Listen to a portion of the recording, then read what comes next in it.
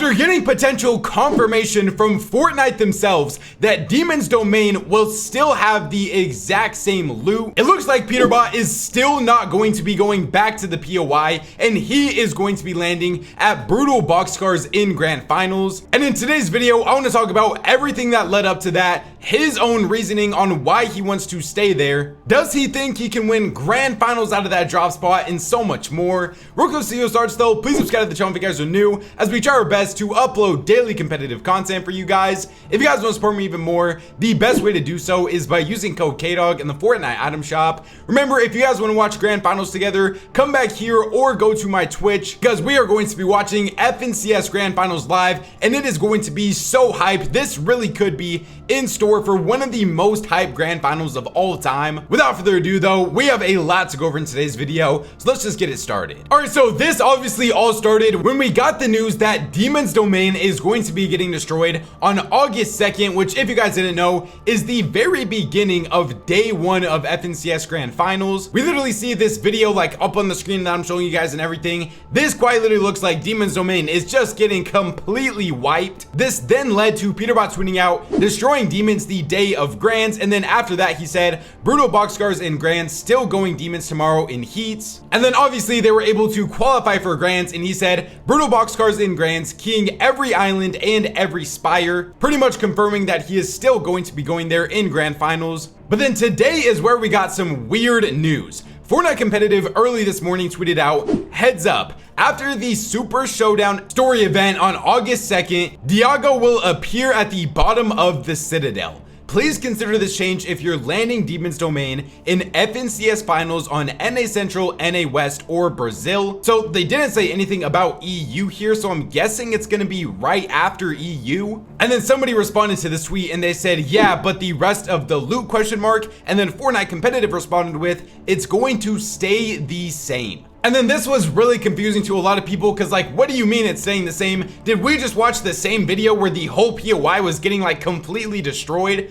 Boop ended up tweeting out, Demon's Domain is confirmed not being destroyed and staying the same after the live event. Only the bot will spawn at the bottom of the POI now, and that is going to be the only substantial change. Somebody responded to this tweet and they said, pretty sure you misinterpreted the tweet. And then he said, I've had it confirmed. And I think he means from the official comp Discord. They confirmed that the loot is going to be the exact same at Demon's Domain. Now, I feel like this is just really weird wording from Fortnite Competitive themselves. Like, how is a POI that in the trailer for the event, the whole thing is literally getting wiped completely off the map? How is the loot and everything going at the POI going to stay the exact same? That just makes like literal no sense. Acorn, shortly after Fortnite Competitive tweeted that out, did confirm that they are still going to Demon's Domain in Grands. There was some rumors for a little bit that if that POI truly was going to get destroyed, then there was a real chance that they could go somewhere else, like Crime City in Con Kanata, or even like Utopia City in Con Booga. Since both of those trios don't have a land spot, they would most likely have to leave, because they're not going to grief their potential to be able to qualify for LAN just so that they can contest Acorn off spawn. But then I guess Acorn himself had to get some confirmation as well that the loot is not going to be changing enough to make the POI worth leaving, especially if the boss is still going to be there. They're still going to get the coin, and they should still be getting the mythic AR as well. I want to show an actual interesting clip of Clix where he said that he will be fighting Peterbot at the Spire at Brutal Boxcars if Peterbot actually ends up landing there. Are you fighting for the Spire of Pigo's Boxcars? We are fighting for the Spire regardless. That's our Spire. We're bombing no matter what. It doesn't change the fact. If Edgy's there, it doesn't change the fact. If Pete's there, they're both the same to us. Doesn't matter. We're bombing. It is what it is. Yeah.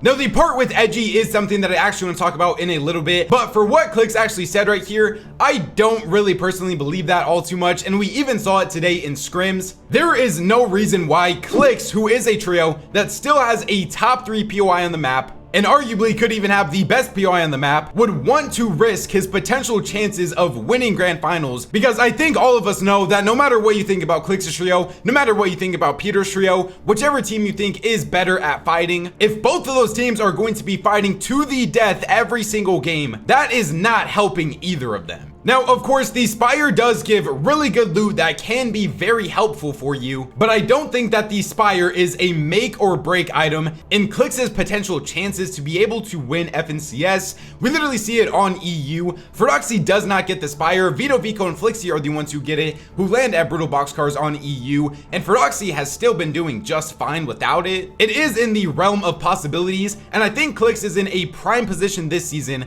to do what Peter did to him last season, where if they are in a battle where one of them is first and one of them is second place, Clix can absolutely just, as he said in this clip, launch on Peter's head out of nowhere and then just instantly be able to get into a 3v3 engagement versus Peter's trio and even catch him by surprise if he does it in like game 5, if he doesn't do it in any previous games before that. That could even be why he is not doing it right now in scrims, is because he wants to hide it until there is real logical possibilities of him being able to do it in a grand finals. It's a lot better if Peter is not expecting it, but I still just don't think that there is any way that Clix is going to do this every single game in Grands. Oh, let's actually check out a clip of what Peter has said after one scrim session of landing at Brutal Boxcars, and then I also want to show his loot from that POI as well. How you feeling from Boxcars, bro? Yeah, I mean, it's really broken, and I definitely can win Grands from it, but like, we need to play every scrim to learn we need to learn a lot. Everything, right? We need to put in a lot of work, bro. But I think it's good, way more than good enough to win Grands. Yeah, on God. On my life, everyone's been talking all season. It's pissing me the off. On everything I love, I'm winning this Grands. That actually making me mad. I've been playing Fortnite for 13 hours every day, bro. I think him finally being fully motivated again and grinding is such a good sign for both him and his trio going forwards, and just making this grand finals as entertaining as possible. And also the fact that he really does believe that they can win from Brutal Boxcars is also just gonna make this grand so much more fun to watch. It's kind of funny looking back on it now. At the beginning of the season, when Vino originally ended up claiming Brutal Boxcars, everybody was like clowning him and his trio, saying they went from claiming like the best PYs on the map to Brutal Boxcars.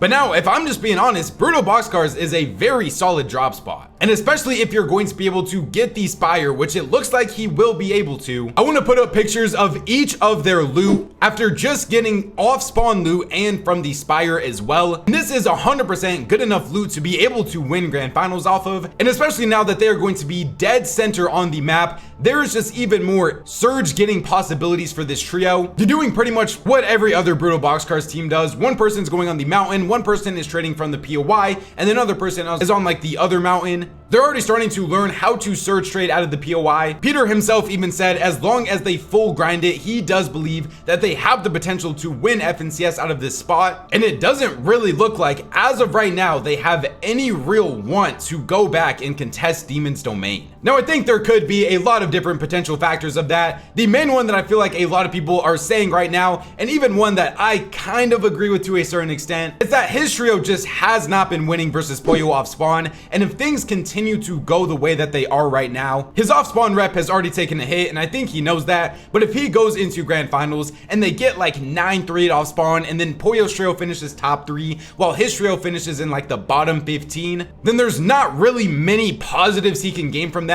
compared to if he lands at Brutal Boxcars, has a fully uncontested POI where he doesn't have to fight anybody off spawn unless potentially Edgy qualifies, which we'll talk about, and a real chance at being able to win grand finals. I just don't really see why he would go back to Demon's Domain. I asked this question on Twitter. I said, so does Peter go back to Domain now, or? And then Feldy respond, for any chance at an Uncon Globals, he has to know. And then Ferdoxy just responded to that with just like a random video. So I think it is pretty much almost guaranteed now that if Peter wants to land at the best spot at Globals, he's going to be contested by Ferdoxy and potentially even another random team, no matter what he does at this point. Like, I feel like even if Peter ended up 12-0ing Pollo off spawn in grand finals, it wasn't gonna change the fact that somebody like Ferdoxy was going to contest the best POI at Globals no matter what. So like, as long as he's able to get over the kids on Twitter that say, oh, he ran away from the POI and he's scared of Pollo and all that sort of stuff, which I think we can all agree he probably will, then this is definitely the best choice for him this season at least. Now, I think there is still one potential way that he does go back to Demon's Domain, and that is if Dukes, Edgy, and Chance are able to qualify in the last chance qualifiers. Now, if Dukes, Edgy, and Chance are as serious as they seem on Twitter about wanting to go Brutal Boxcars and Grands and just wanting to fully grief them, then I think that might be the only potential way Peter ends up going back to Demon's Domain just because they don't have any experience fighting off spawn at Brutal Boxcars. And if they're going to have to contest a POI, why not contest the better POI in Demon's Domain? And also, especially if they ended up getting conned by Dukes, Edgy, and Chance, and if they were somehow losing to them in Grand Finals, then that would just put his off spawn rep even more in the gutter at that point. It seems like Peter might potentially disagree with me though, so let me roll his perspective on it. Okay, if Edgy qualifies, you go back to the domain. I swear to God. Oh, are you smoking? Are you? I'm farming him in grands. That's better. No, dude. Dude, because like, you know obviously I'd rather play uncon, but it's way better than conning domains every game because like, bro, I'm farming. Like, it's like, you know how they got fed in grands? Instead of them getting fed in grands by Diego plays, I'm getting fed by them now. Yeah, but you know like, how good they are off spawn. You know what I mean?